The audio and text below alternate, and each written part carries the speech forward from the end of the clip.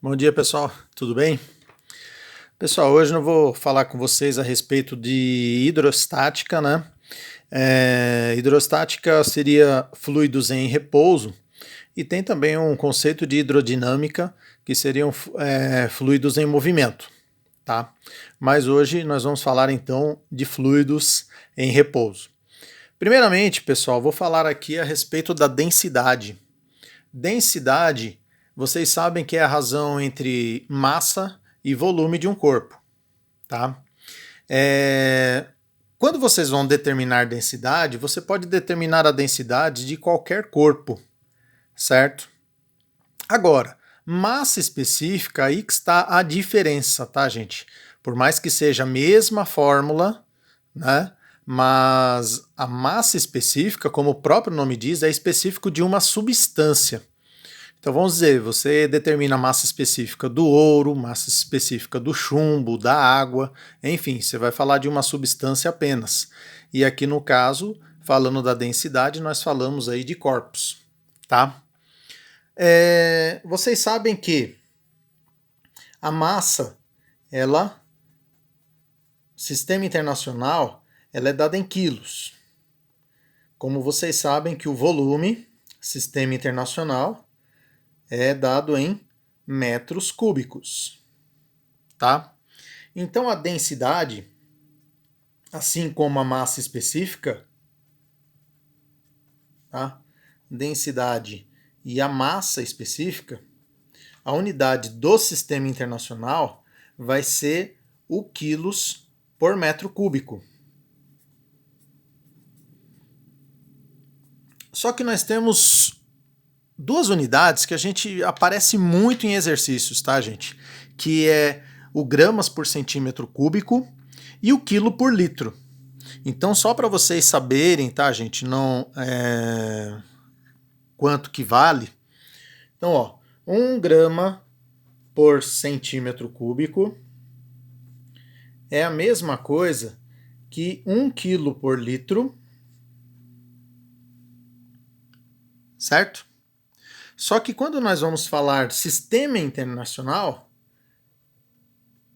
1 grama por centímetro cúbico seria a mesma coisa que 1000 quilos por metro cúbico. Então tem muitos exercícios que eles vão dar a unidade em gramas por centímetro cúbico, tá certo? Aí, se por exemplo, a densidade da água vale 1 grama por centímetro cúbico. Se você for utilizar em um exercício do sistema internacional, você tem que colocar 1000 quilos por metro cúbico, tá? Então não se esqueçam aí de fazer a transformação, tá ok? Bom, primeiro exercício, pessoal. Um recipiente contém 0,01 metro cúbico de água e 2.000 centímetros cúbicos de óleo. Já tem que tomar cuidado aqui com essas unidades que estão diferentes, né? Considerando a densidade da água 1 grama por centímetro cúbico e a densidade do óleo 0,9 gramas por centímetro cúbico, a massa da mistura vale quanto? Pessoal, a massa dessa mistura vai ser a massa de água mais a massa de óleo. Aí, pessoal, como eles deram a densidade e o volume, você pode determinar. Massa vai ser o quê? Ó? Densidade vezes o volume.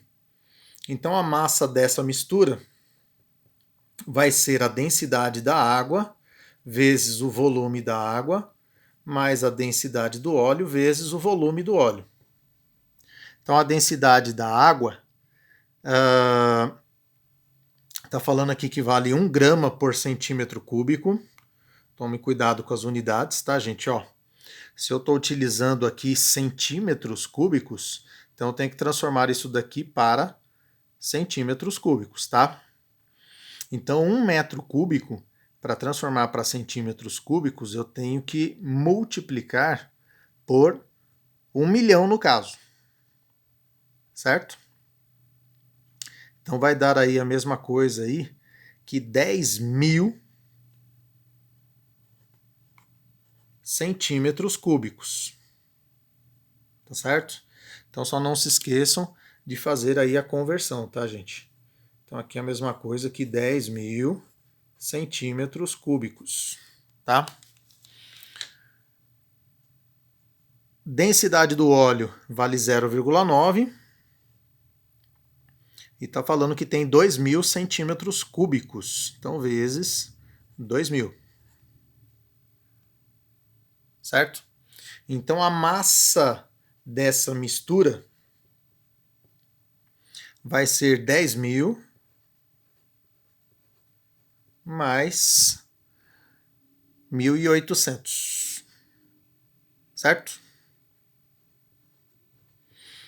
Então a massa dessa mistura vai dar 11.800 gramas, tá? Como ele está pedindo em quilos, então vai dar aí 11,8 quilos, certo? Tá aí. Nesse caso aí ficou letra A. Ok?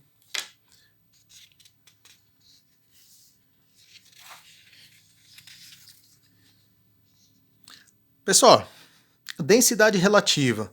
Densidade relativa seria você pegar qualquer substância, dividir a densidade de qualquer substância dividido pela densidade da água, certo? Então vamos dizer, essa densidade relativa, tá, gente? Ela vai dar um valor para gente de quantas vezes a densidade desse corpo vai ser maior do que a densidade da água, tá?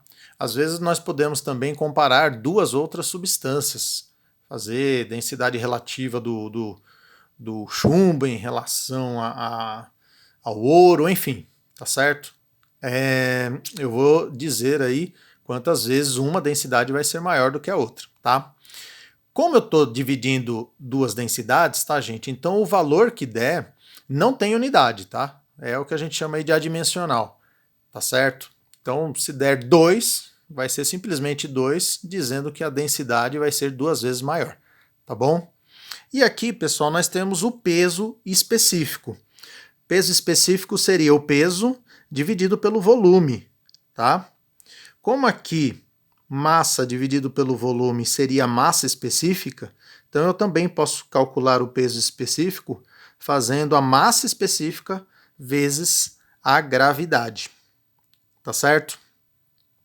Pessoal, no caso, as unidades aí do peso específico nós temos, tá? Como aqui eu tenho peso, então seria newtons, tá? E aqui metros cúbicos. Então a unidade do peso específico, newtons por metro cúbico, tá certo? Newtons por metro cúbico. Tá ok? Bom, pessoal, pressão. Pressão, eu já comentei com vocês em outra oportunidade, que seria a relação entre a força que atua perpendicular a uma superfície dividido pela área dessa superfície. Então, ó, como a pressão é exatamente a relação entre essas duas grandezas, e a força é dada em newtons e a área é dada em metros quadrados, então a pressão vai ser dada em newtons por metro quadrado. Certo? Uma outra unidade que a gente utiliza bastante, tá, gente, é o Pascal. Então, o Pascal, ele vale 10 a quinta newtons por metro quadrado aí. Tá certo? Então, ó, 1 Pascal, ele vale 10 a quinta newtons por metro quadrado.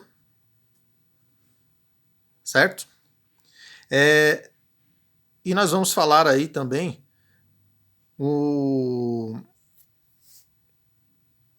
a unidade de ATM, tá? Mas o ATM eu vou falar um pouquinho mais para frente com vocês.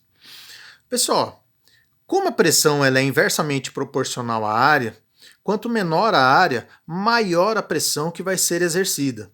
Então, por exemplo, tá, gente? Por isso que vocês precisam afiar uma faca, tá? Porque a partir do momento que você afia a faca, você deixa a lâmina dela mais fina, uma área menor, e consequentemente você exerce uma pressão maior, tá? Então consegue cortar mais facilmente. No caso de um prego, tá, gente? Ele tem a ponta bem fininha exatamente por causa disso. A hora que você exercer uma força com o martelo, vai aumentar bastante a pressão, tá? Essa pessoa, ela jamais ficaria sobre essa cama de pregos aqui se não tivesse vários pregos, tá? Se tivesse um prego só e você fosse pisar, com certeza esse prego ia perfurar o seu pé, tá? Mas como nós temos aí vários pregos, ela consegue ficar em pé aqui sem problema, tá, gente? Por quê? Porque o peso dela está dividido por diversas áreas, tá, gente? As áreas que são as pontas desses pregos aí, tá? Então não é a área de um prego apenas. Você tem a área de vários pregos. Então, como você tem uma área bem maior do que a área de um prego só, a pressão se torna menor e a pessoa consegue ficar aí sobre esses pregos aí, tá ok? Bom, segundo exercício, pessoal, nós temos aí que uma jovem de 60 quilos está em pé sobre o assoalho de uma sala observando um quadro. Considerando gravidade 10, determine a força que ela exerce sobre o assoalho. Pessoal, a força que ela exerce é exatamente aí o peso dela, tá? Que é massa vezes gravidade. Então, vai ser 60 vezes 10, 600 newtons. Aí na letra B, ó, a jovem está usando sapatos de salto e a área da base de cada salto é igual a 1 centímetro quadrado. Supondo que um dos saltos suporte 1/3 do peso da jovem, determine a pressão que esse salto exerce sobre o assoalho. Pessoal, então, ó, pressão seria a força dividido pela área. Como está falando aí que a força seria 1/3 do peso da jovem, o peso da jovem é 600. Então, 1/3 desse valor seria 200. A área está em centímetros quadrados, tá, gente? Tomem cuidado que quando nós temos uma informação aqui, eu tenho que transformar esse valor para metros quadrados. Tá? Então, ó, deixa eu colocar aqui embaixo, ó, 1 centímetro quadrado, esse Czinho aqui vale 10 a menos 2, certo? Como são medidas ao quadrado, então fica assim, ó, 10 menos 2 ao quadrado vai dar 10 menos 4. Tá ok? Então essa área aqui eu tenho que transformar para metros quadrados. Então vai dar 200 vezes 10 à quarta. Então essa pressão vai ser de 2 vezes 10 à sexta newtons por metro quadrado. Tá ok?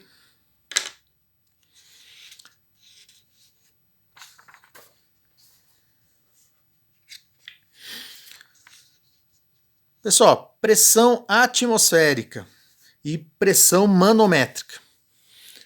Pressão atmosférica, né, gente? Ao nível do mar, nós temos uma pressão de 1 atm, certo? A pressão atmosférica, gente, ela está relacionada exatamente com a camada de ar que se encontra sob a nossa cabeça. Então você tem uma pressão maior ao nível do mar e quando você sobe uma montanha, por exemplo, você vai ter menos camada de ar sobre a sua cabeça, então consequentemente você tem uma pressão atmosférica menor, tá certo? Inclusive, pessoal, dá para a gente calcular a força que essa pressão faria sobre a nossa cabeça. Então, com essa mesma fórmula da pressão, e nós considerando que a área do topo da nossa cabeça tem 300 centímetros quadrados, certo? E considerando que essa pessoa se encontra ao nível do mar, então vai ter uma pressão de 10 à quinta newtons por metro quadrado, vamos determinar aí o valor da força. Então, pressão atmosférica vai ser a força dividido pela área. Então, a força vai ser a pressão, que vale 10 a quinta, vezes a área, que são 300 centímetros quadrados. Vou colocar aqui a mesma coisa, tá, gente? Ó, 10 a menos 2 ao quadrado, 10 menos 4, tá? Então, a força daria 10 a quinta, com 10 a menos 4, ficaria 10 elevado a 1, vezes 300, 3.000. 3.000 newtons, pessoal, de pressão atmosférica é o que a força que exerce sobre o nosso corpo. 3.000 newtons, pessoal, imagina só, é como se fosse uma força de 300 quilos em cima da gente, tá? Então, o que acontece, pessoal? Por que a gente não sente essa pressão? Por que a gente não sente essa força? Primeiro, tá, gente, que nós temos aí uma situação de equilíbrio, porque a mesma força que a gente é exercida na nossa cabeça, o chão também tem essa mesma força, sentido contrário, tá? Então acaba tendo uma situação de equilíbrio, a gente não percebe essa força sendo exercida sobre nós, tá certo? Pessoal, aqui nós temos uma fórmula, que é a fórmula da pressão manométrica. Daqui a pouco eu vou dar mais detalhes aí a respeito dessa pressão manométrica, tá? Que seria a pressão total menos a pressão atmosférica. Pessoal, é o seguinte, no caso aí quando nós falamos assim, no caso de um pneu, a pressão dentro do pneu, ela tem que ser uma pressão maior do que a pressão atmosférica, tá? Senão, a gente teria a deformação do pneu. Então, dentro dele, nós temos aí uma pressão maior do que a pressão atmosférica. E aí, se eu quiser determinar, por exemplo, a pressão apenas do gás, a pressão manométrica, então eu teria que fazer essa pressão total menos a pressão atmosférica, tá ok? Seria um exemplo da gente utilizar essa fórmula aí. Pessoal, vocês sabem que como é que vocês conseguem sugar aí, né, ó, chupar pelo canudinho um suco, alguma coisa assim. Gente, ó, quando a gente suga, a gente diminui a pressão dentro do canudinho. Diminuindo a pressão, gente, o que acontece? A pressão atmosférica ela vai atuar na superfície do líquido e vai empurrar esse líquido para dentro da nossa boca, tá? Essa situação que vocês estão vendo aqui, ó, um canudinho dentro do líquido, outro canudinho fora, não seria possível, tá, gente, vocês sugarem o líquido. Por quê, pessoal? Porque a partir do momento que você vai sugar, por causa desse outro canudinho, você vai equilibrar a pressão. Então, ou seja, você só consegue beber se você diminuir a pressão no interior do canudinho. Mas aí você vai estar sugando o ar, você vai estar equilibrando a pressão atmosférica com a pressão exatamente do ar que está entrando pelo canudinho, tá? Então, por isso que dessa maneira não seria possível você sugar aí um determinado líquido, tá ok? Pessoal, mais um exercício aí para vocês. Esse exercício, tá, gente, ó, ele tá falando de dois vasos cilíndricos idênticos, 1 e 2, com bases de área igual a 10 metros quadrados. Eles são colocados um contra o outro, tá? Ó, eles são colocados um contra o outro, fazendo um vácuo aí, tá, gente? De maneira que não entre ar, tá certo? E aí é retirado todo esse ar. Fez um vácuo no interior deles. Dois corpos de massa M estão presos aos vasos por cabos inextensíveis, de acordo com o esquema a seguir. Despreze o atrito nas rodanas e as massas dos cabos e das rodanas. Determine o valor mínimo de M capaz de fazer com que os vasos sejam separados. considere a pressão atmosférica como 10 a quinta pascal. Isso daqui está parecendo, gente, a experiência de Otto von Guericke. O Otto von Guericke, ele fez aí dois recipientes de cobre e ele tirou o ar dentro deles e tentou desgrudar esses dois recipientes. Pessoal, como você diminui muito, fazendo vácuo, você diminui muito a pressão aqui dentro, então a pressão externa, pessoal, ela praticamente não deixa que se separe esses dois recipientes, certo? É lógico que isso daí tem um limite, tem que ter uma força capaz de separá-los, certo? O que eu posso pensar aqui, gente? O peso desse objeto, ele cria uma atração. E é a atração aqui que vai estar atuando aqui de um lado e aqui do outro lado. Certo? Então eu teria aqui a mesma situação. Pensando aqui apenas de um lado, então eu teria o quê? Que essa pressão, a pressão que foi criada aqui, gente, seria a força dividido pela área de contato aí das bases, tá certo? Então eu teria assim, ó, pressão é igual a força dividido pela área, então a força é igual a pressão vezes a área. Essa força, gente, é a força que estaria atuando aqui. Essa força ela seria igual ao peso. Então eu poderia falar assim, ó, que essa força ela seria igual ao peso. Então, ó, pressão vezes a área é igual a massa vezes a gravidade. Como ele quer saber o valor da massa, então a massa seria pressão vezes a área dividido pela gravidade.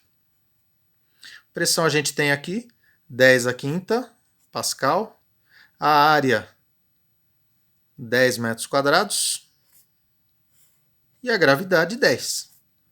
Então cancela, eu teria que ter uma massa de 10 a quinta quilos.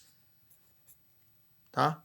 Ou seja, pessoal, uma massa de 100 mil quilos para separar esses objetos aí, tá? Esses dois vasos cilíndricos aí, tá? 100 mil quilos, tá ok? Pessoal, teorema de Stevin. Teorema de Stevin, pessoal, vocês já perceberam, né, que quando vocês estão assim descendo a serra, ou mergulhando, por causa dessa diferença de pressão entre o ar externo e o ar interno, vocês acabam sentindo aí os seus ouvidos tapados, tá? Isso porque nós ficamos submetidos a uma diferença de pressão e de uma maneira assim relativamente rápida, tá? Em que não dá para você equilibrar o ar interno com o ar externo. Quer dizer, até dá, mas né, tem pessoas que não conseguem fazer isso, né, e acaba sentindo desconforto, tá ok?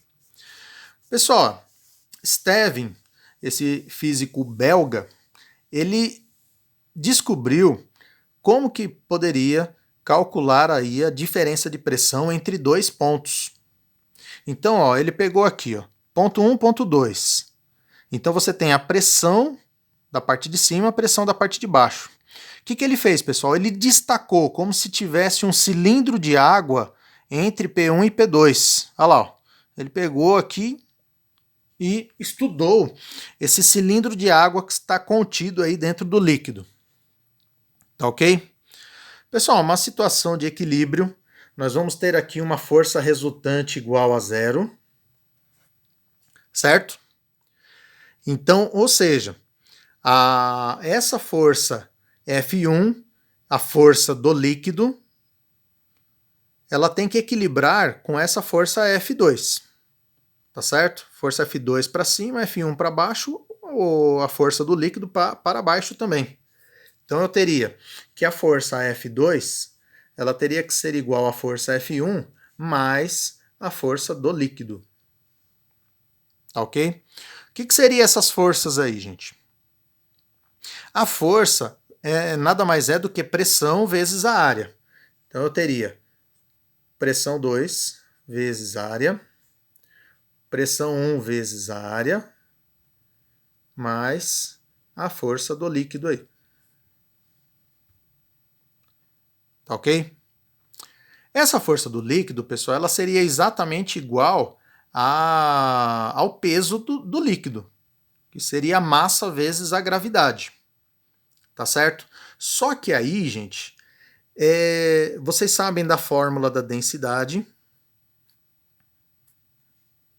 que a massa ela é igual a densidade vezes o volume. Tá certo? Então eu poderia substituir no lugar da massa, eu colocar esses valores. E o que seria o volume desse cilindro aqui, gente? Vocês concordam comigo que o volume seria a área vezes a altura? O volume de um cilindro é a área da base vezes a altura, tá? Então eu poderia falar que a massa é a densidade e no lugar do volume, a área da base vezes a altura. Tá? Então ficaria assim: P2A, P1A, força do líquido seria o peso dele, que seria a massa, que eu vou substituir por isso, vezes a gravidade. Só que daí o que apareceu, gente? Ó, área em todos os membros aí. Então eu teria o quê? Que a variação de pressão, se eu passar para cá, ó, P2 menos P1, a variação de pressão seria igual a densidade, gravidade e altura. Certo? Esse daqui que foi o teorema de Stevin. Nós costumamos falar assim, tá, gente? Ó, P2 menos P1 é variação de pressão. Então, a variação de pressão entre esses dois pontos seria igual a densidade, gravidade e altura. Tá certo? Com isso, pessoal, a gente já pode concluir algumas coisas, né? Que para profundidades iguais, nós temos uma mesma pressão. Tá certo? Então, algo importante aqui para a gente também, ó, a pressão em um determinado ponto de um líquido depende exclusivamente da profundidade desse, o ponto em relação à superfície livre. Então, a densidade, a pressão aí vai depender simplesmente da profundidade. Por quê, gente? Porque a densidade não muda, a gravidade também não muda. Então a única coisa que altera aqui é exatamente a profundidade. Então quanto mais profundo, maior a pressão que vai ter entre dois pontos aí. Tá certo? Pessoal, se eu quiser calcular, por exemplo, a pressão em uma determinada profundidade, por exemplo aqui nesse ponto C, o que acontece? Aqui na superfície eu tenho pressão atmosférica. Então eu teria que calcular a pressão absoluta que nós falamos, seria a pressão atmosférica mais a pressão hidroestática, né? A pressão aqui da profundidade do líquido. Tá certo? Então eu posso calcular a pressão dessa maneira aqui, ó. Tá ok?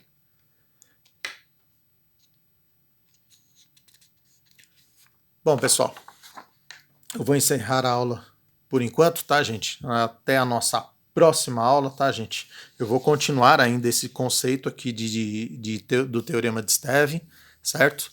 Mas a nossa próxima aula a gente continua. Até mais, pessoal. Bons estudos para vocês. Até a próxima aula.